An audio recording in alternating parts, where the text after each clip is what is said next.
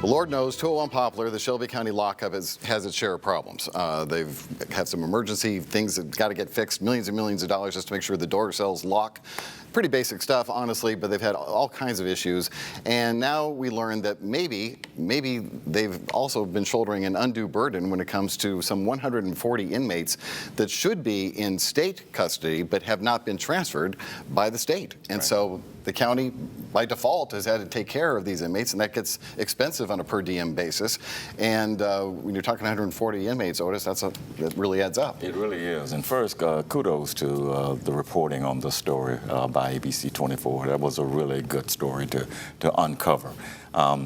Those of us who've been around since the 80s remember in 1985, then Sheriff Gene Barksdale took 12 inmates that were supposed to be in the state prison and took them out to the state correction center and handcuffed them to the gates and left. I did not know that story. Oh, it's a great story.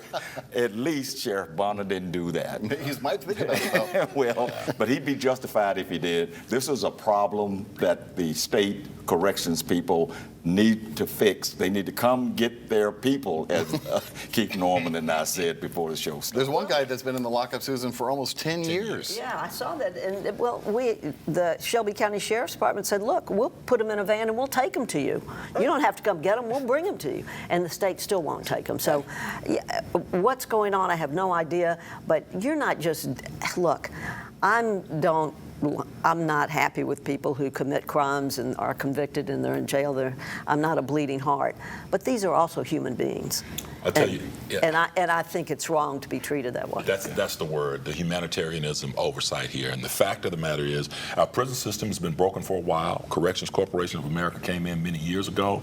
The idea that when it is not profitable and in their best interest, and when you don't want to take people, you leave them where they are. So now we have people who should have been transferred into a state prison. We have people who are in a lockup at 201 where it's already overcrowded. The locks are not working.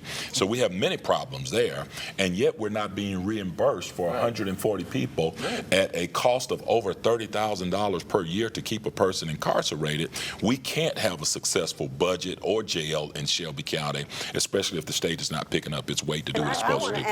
I think we need to let those people go right now. People need to remember that $30,000 a year per prisoner, that's taxpayers' money. That's coming out of the tax coffers. Right. And that makes people feel a little more passionate about it, because it is hard to do stories about the prison system because a lot of people don't really care. So what, you did something wrong, we don't care. But this is when you're talking about not only the humanitarian side, but the cost involved. It really adds up. For our county government. Right. Yeah. All right. Well, thanks to the three of you for being here as always, and thanks to you at home as well. We'll see you next week for ABC24 This Week.